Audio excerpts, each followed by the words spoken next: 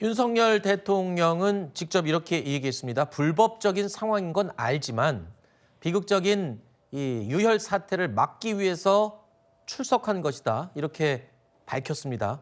하지만 이 부분에 대해서 공수처의 기자들이 질문을 했습니다. 윤 대통령 측에서 이렇게 주장한다라고 했더니 공수처 측에서는 체포영장을 집행함에 있어서 자진 출석이라는 것은 처음 들어본다. 뭐 이런 입장을 밝히기도 했습니다. 어쨌든 윤 대통령을 지지하는 측에서는 이 자진 출석이라고 표현을 할 것 같고요. 또 공식적으로 공수처에서는 합법적인 영장 집행으로 인한 압송이다. 이렇게 또 표현을 하게 될 것 같습니다. 그러니까 지금 체포영장이 집행된 거고요. 자진 네. 출석이라는 얘기를 하는 이유는 자진 출석해서 그 조사를 받게 될 경우에는 제가 알기로는 인신이 구속된 상태가 아니기 때문에 본인이 이렇게 계속해서 난 이 정도만 받고 가겠다고 하면 막을 근거가 없는 걸로 알고 있습니다. 그렇기 때문에 지금 그 공수처에서는 이거는 그렇지 않다. 체포영장이 집행된 것이다라고 주장을 하고 있는 것이고 저는 윤석열 대통령이 뭐 유혈 사태를 방지하기 위해 본인이 자진 출석한다고 내놓은 입장이 네. 국민들에게 설득력이 없을 것이다. 왜냐하면 우리가 지난 주말부터 이 박정준 전 경호처장의 이 사직서 제출과 체포영장에 응한 것들을 봤을 때 소환조사에 응한 걸로 봤을 때 이미 경호처 내부는 무너졌었거든요. 그러니까 경호처 내부에서 김성훈 차장과 김신 가족부장을 제외한 그리고 이광우 그 경호본부장을 제외한 나머지 부장들이 전부 다 우리는 이제 이거에 응할 수 없다라는 입장을 표명한 것으로 밝혀졌었고 그렇기 때문에 윤석열 대통령은 저렇게 본인이 구국의 결단을 한 것처럼 유혈 사태, 이 기관 대 기관 내 충돌을 막기 위해서 출석한 것처럼 말을 하고 있지만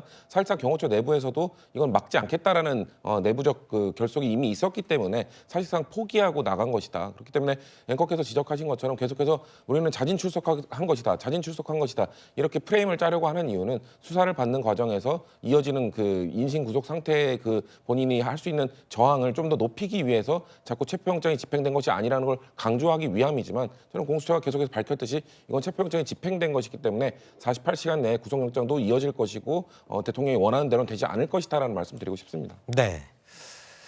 그리고 마지막으로는 이 국민들에게 전하는 메시지를 전하면서 이 대통령의 메시지가 마무리가 됐습니다.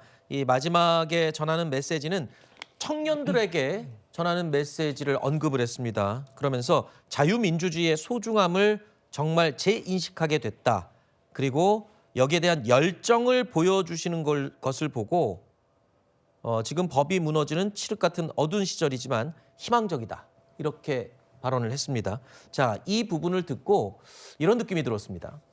많은 분들이 공감을 하셨을 것 같은데 윤 대통령이 앞서 했던 대국민 담화에서도 끝까지 싸우겠다라고 얘기를 했고 그 담화가 공개된 이후에 보수 결집이라는 수치상의 여론조사 상승이 분명히 발생했거든요.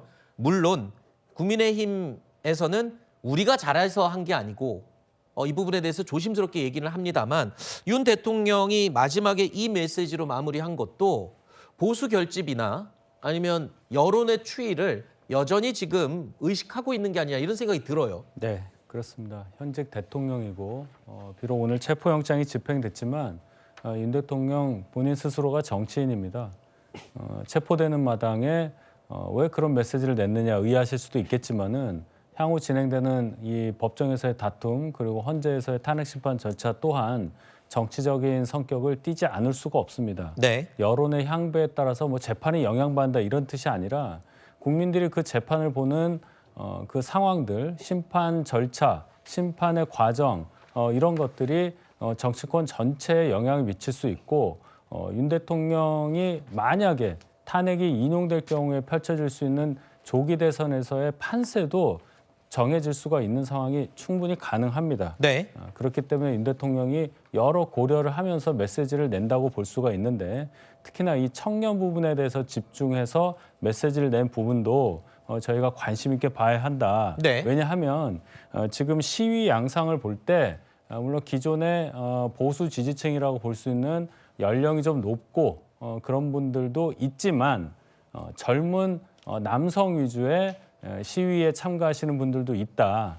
또 그것을 동력을 삼아서 광장의 열기가 어느 정도 여론조사에 영향을 줬다. 이런 네. 판단이 가능하거든요. 그렇다면 정치적인 상황을 고려한다면 그분들에 대해서 특별하게 메시지에서 언급함으로써 향후에 있을 여러 가지 상황에 대비하고 또 준비하고 어떤 본인을 지지할 수 있는 뒷받침할 수 있는 그런 분들을 많이 확보한다. 이런 네. 차원의 전략으로 저는 읽었습니다. 오늘 영장 집행 이후의 여론조사 결과가 참 궁금해집니다. 지금까지 일단 끝까지 저항하는 모습을 보였던 윤 대통령의 상황을 보면서는 여론이 결집하는 보수 여론이 결집하는 현상은 분명히 수치로 나타났고요. 영장이 집행된 이후가 어떨지 궁금합니다. 사실 야당에서도 보수 결집 여론조사 추이를 보고 신경을 많이 썼잖아요.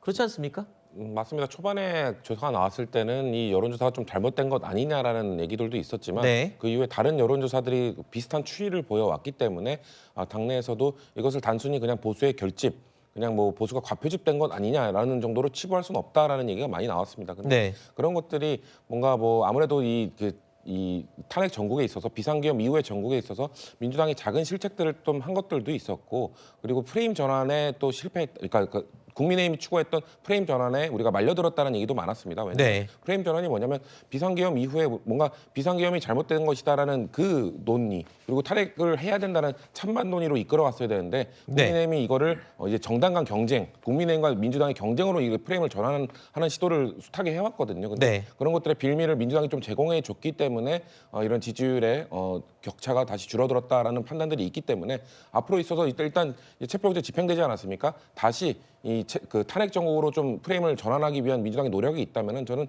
또 지지율의 변화도 있을 수 있다라고 예측하고 있습니다. 네.